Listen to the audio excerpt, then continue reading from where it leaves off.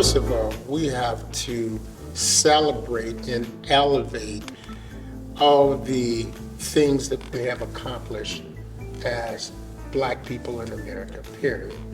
You know, not only in February, but throughout the year.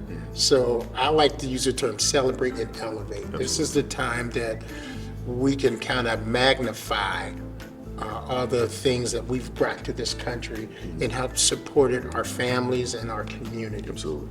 You know, because that's critical. And it's not just for Black people, it's for everybody. You know, I know St. Paul schools, we got the ethnic studies course that's going on, but we have to continue to create this web of knowledge with everyone, not just Black folks, you know, all racial ethnic groups. You know, we need to teach the truth. And it can't just be the Black leader giving you all the information then to regurgitate to the students, right?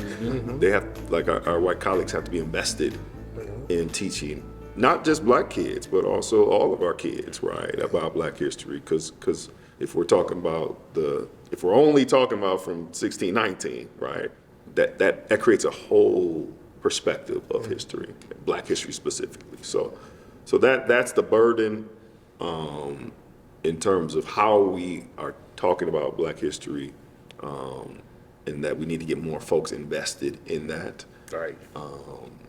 Because if you look at our data, right, at every school, mine included, right, our Black kids aren't achieving at the same rate. Right. And do they truly know where they come from? Because if you only know you come from the Rondo neighborhood, or you live down the street from Central, Or the East Side. or the East Side, right? That's the only thing you know about your history. That's a very short time frame. And if you can get a holistic view, I think it bodes well for everyone.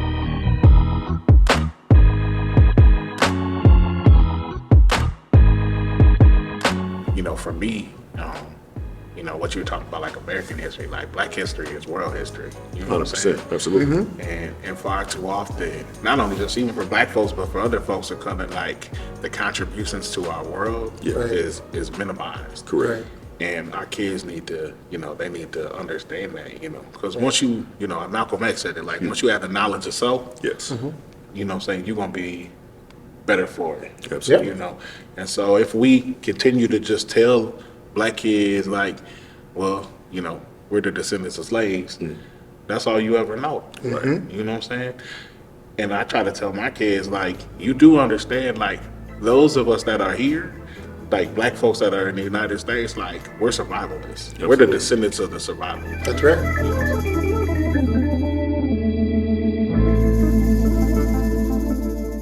Far too often the narrative's told, like, we don't grab education, right? Our kids don't understand it, but like, how many died for learning how to read? That's right. You know what I'm saying? Yeah. That's right. So when you see like Black principals or Black teachers and all that, you know that like some of us we're all related somehow, and we have to lift each other up and uplift each other and say like, man, our ancestors, you know, they died for this stuff. I keep saying it, like, they died for you to be able to go to school. You know what I'm saying? And that's important. That's why school is important. That's why getting an education is important. That's why being college and career ready is important. You know what I'm saying? So that you can keep uplifting yourself and your family.